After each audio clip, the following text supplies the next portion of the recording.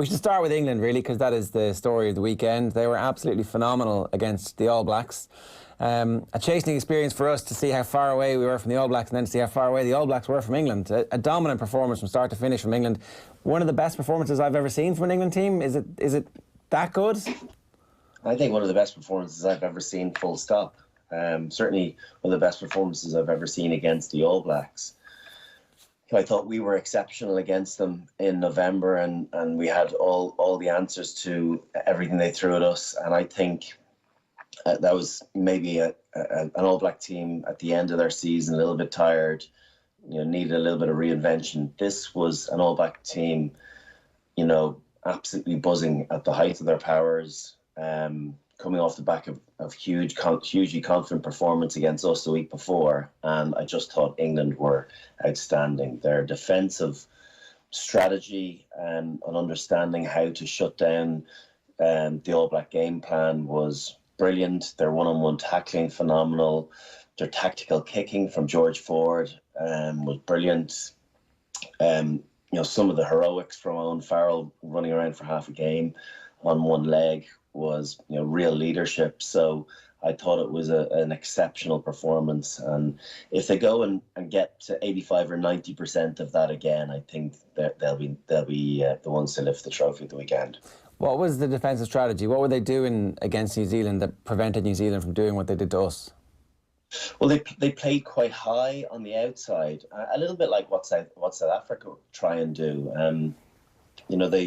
They discourage you from going to the edge. And what happened was Manu Tuilagi managed to pick up an intercept from Bowden Barrett relatively early on, and that sowed the seed of doubt in his head and in Mwanga's head of not throwing that pass when he could see Manu in his eye line off phase play, and other times it was Ford, other times it was Farrell or Elliot Daly. So they all just played high and kind of made that first receiver think, what, the better option is back inside.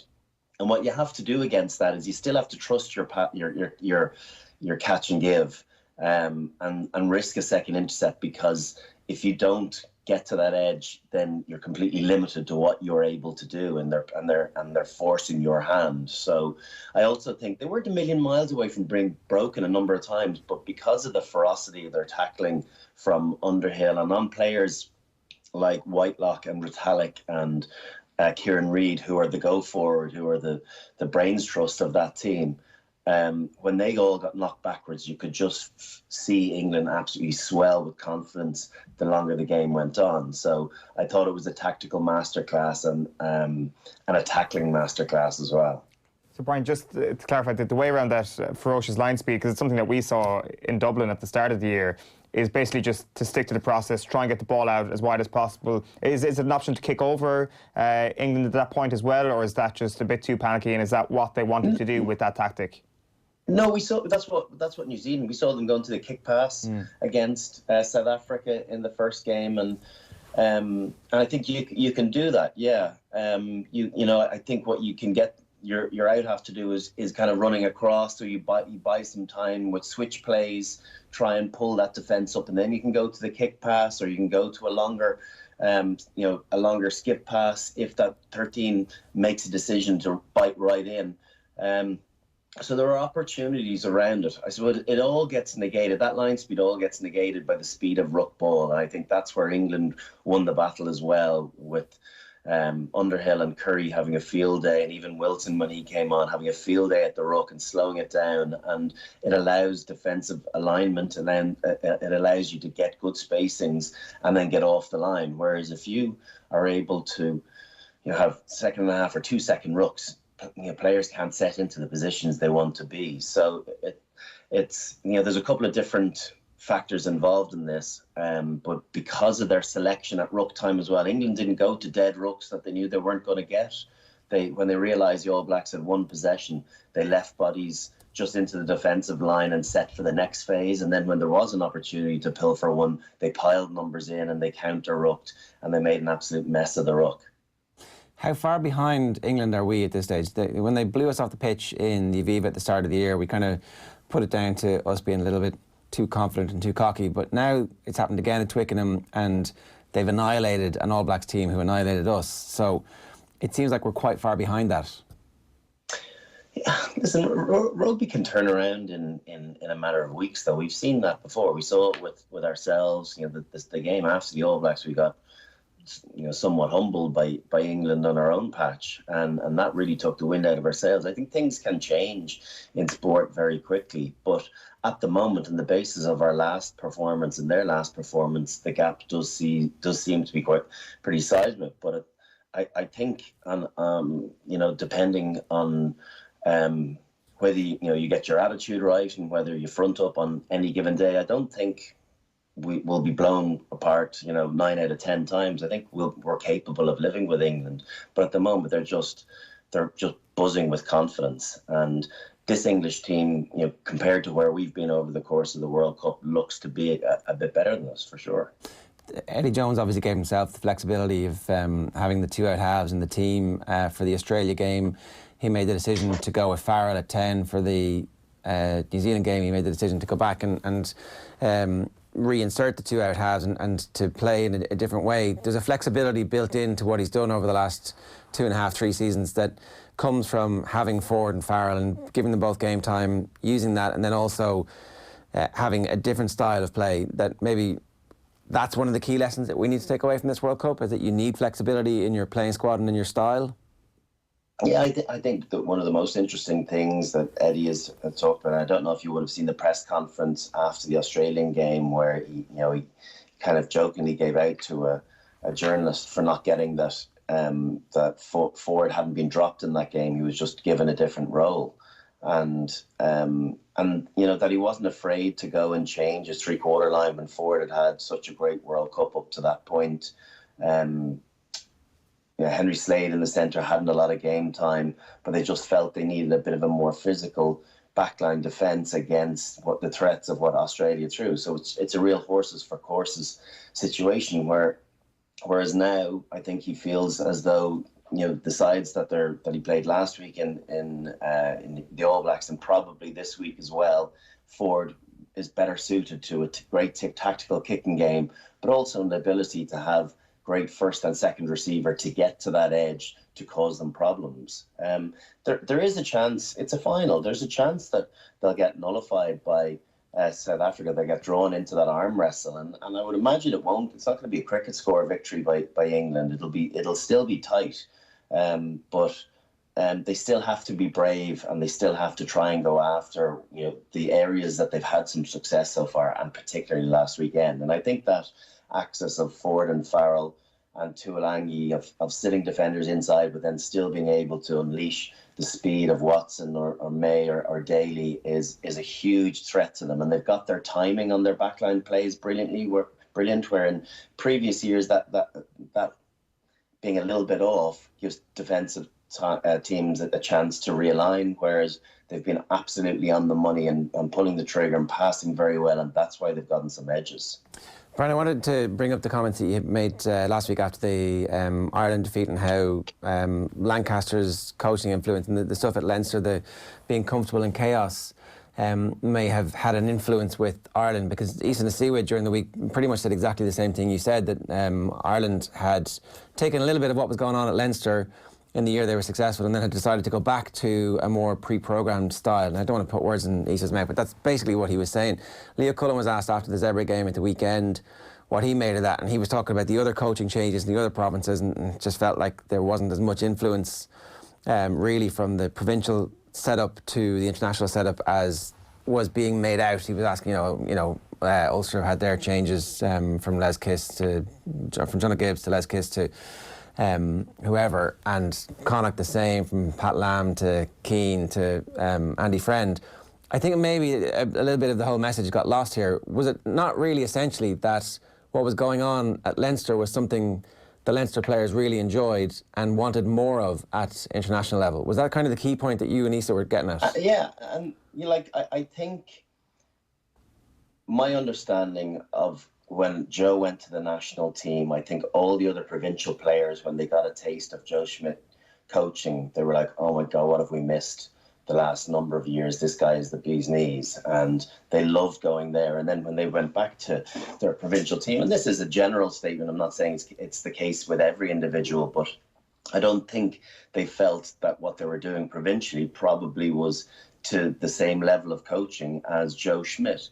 And then, Stuart Lancaster and Leo come in and they offer something that the players go back and really enjoy as well. And then they have some success from it as well. So for the first time in Joe Schmidt's tenure, he's dealing with players that when he loses them out of camp, they're going into an environment that they're loving and thriving in as well. So I think human instinct is that people just potentially question an area where maybe it's not quite going as well as it once did, because now there's a new area, there's a new opportunity to evolve and play and have some success from.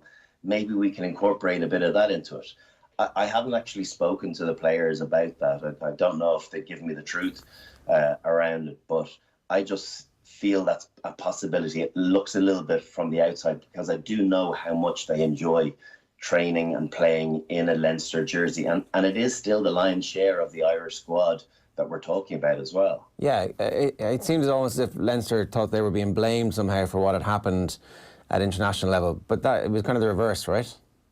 It's a compliment, It's no pointing fingers here. It's like, no reason they should be getting on the defensive about it. It was just players all of a sudden saw that there was an alternative opportunity of playing the game besides the Joe Schmidt way. And I could understand why, and maybe guys did challenge Joe a little bit and try and get them to evolve their game plan a bit. But I could understand why players would buy into the Joe way of thinking because of the success they've also had over 5 or 6 years internationally and 3 more with Leinster. So he's always had the answers.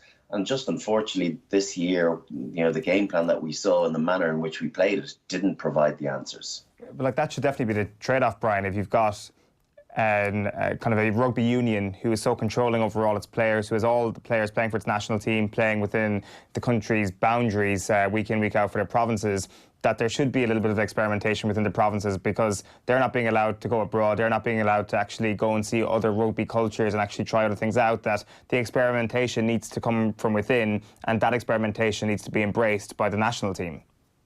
I totally agree. I think we have to give an opportunity. I think that's where it's important to have foreign coaches come in and not just homegrown. I think we need a mixture of the two.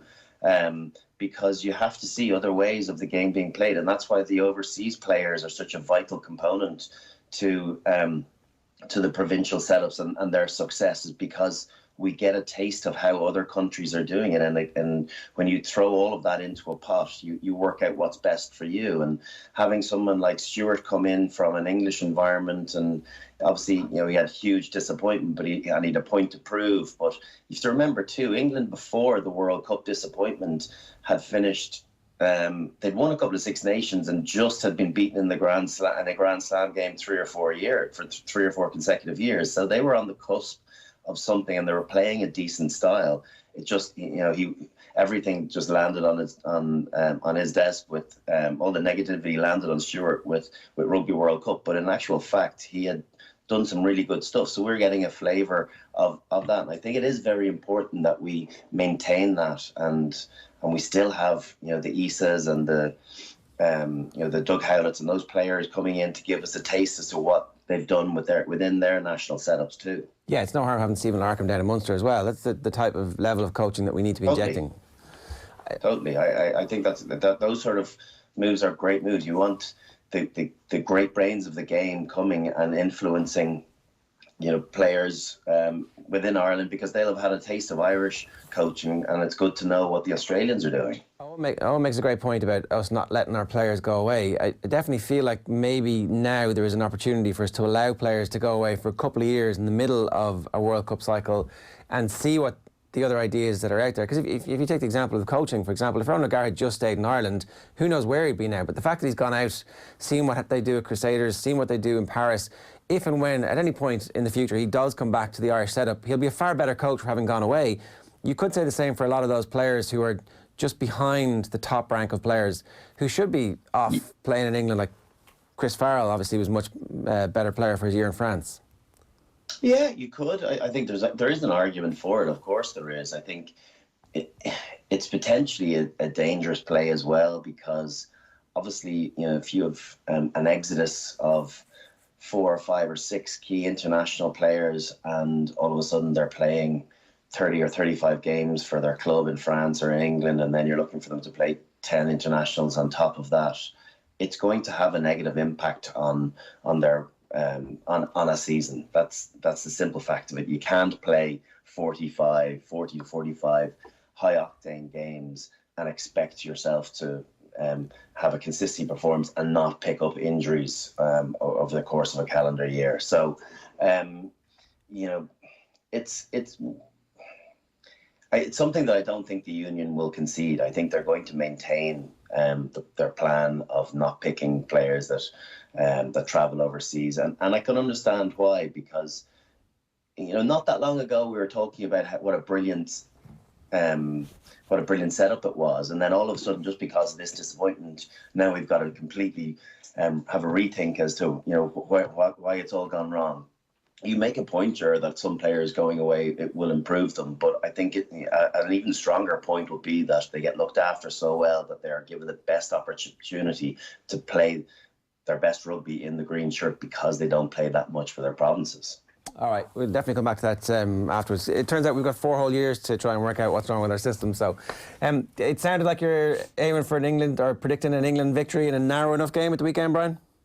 Yeah, I do you know what? It might be a bit unpopular in Ireland, but I hope it's an English victory. I think they deserve it. They're the best team in the competition at the moment. They play the best rugby, and I think it'll be good to shake up the world order. I think it's good that South Africa are back and are a big threat. I think that's important to world rugby, that our superpowers are back playing the way we expect them to play. But on the basis of that semi-final, God, I hope we don't get anything of that standard. That Wales South African semi-final, 81 kicks out of hand, was no advertisement for the game. So I hope that England go out and play expressively the way they have done so far, and get after South Africa. And if they get an early score, I think we might see a bit more of an open game, but I reckon it won't be particularly high scoring. So yeah, I've been mediocre on my predictions so far, so I'm going to go with a 16-9 win to England. All right, good stuff, Brian. Thanks for joining us this morning. Cheers. Cheers. Talk to you, lads. Bye. Brian, I just got live from Tokyo. A 16-9 win for England against the Springboks is his prediction.